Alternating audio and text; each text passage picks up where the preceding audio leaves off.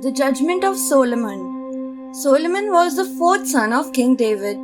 He was anointed king just before the death of David. When David was on his deathbed, he told his son to obey God and be a good king. Solomon was very young and he realized that he was too inexperienced to rule over a great nation such as Israel. He had shared the love for God with his father. So, he decided to go to the holy place of Gibeon. There, he offered sacrifices to the Lord and prayed. Finally, the Lord appeared in his dream. God said, "Solomon, say what you desire. Today, I will grant you whatever you ask for." Lord, you guided my father and showed him great mercy. Now, you have chosen me to succeed my father. I only wish for you to give me your blessing to rule over Israel with a wise heart, Solomon said.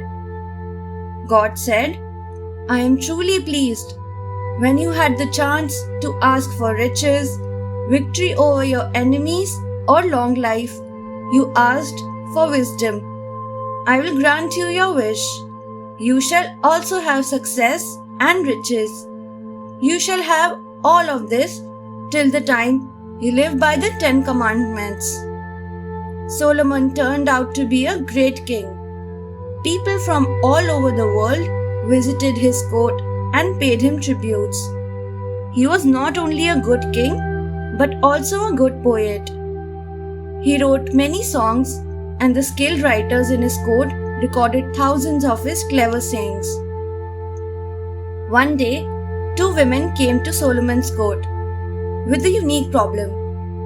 "My lord, we both live in the same house, and each of us has a baby boy. One night, her baby died, so she stole my baby. As I woke up in the morning to feed the baby, I knew at once that the dead baby was not mine. And now she denies to have stolen my baby," the first woman explained. "Of course I will deny it. It is because this baby is mine. You are lying," the second woman exclaimed. King Solomon sent for his guard and said, "Take this baby and cut him into half. Give one half to each of these women."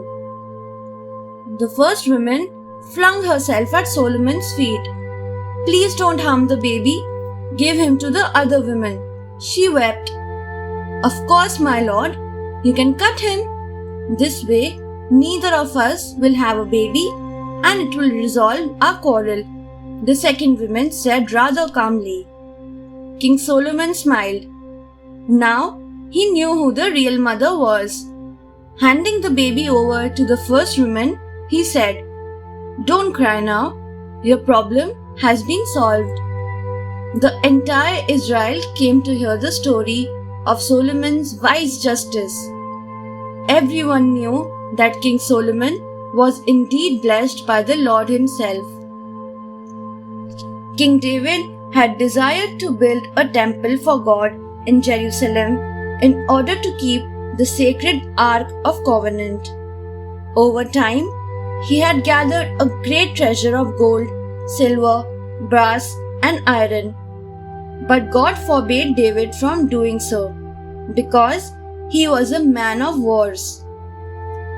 God wanted a man of peace to build the temple. So, he chose David's son Solomon for the purpose. After 4 peaceful years of reign as king, Solomon decided to start building the temple of God. The most skilled craftsmen built the temple with the best of every material.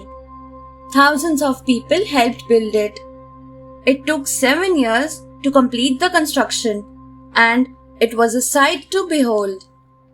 The temple was immense and ornate, beautiful and strong.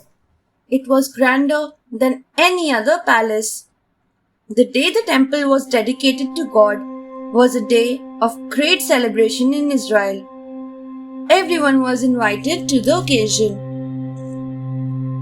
The priest placed the Ark of the Covenant inside the temple. Solomon knelt before the altar and prayed to God to bless the Israelites with His mercy and goodness forever. Thanks for watching. Do like, share, subscribe to Sahil Book House.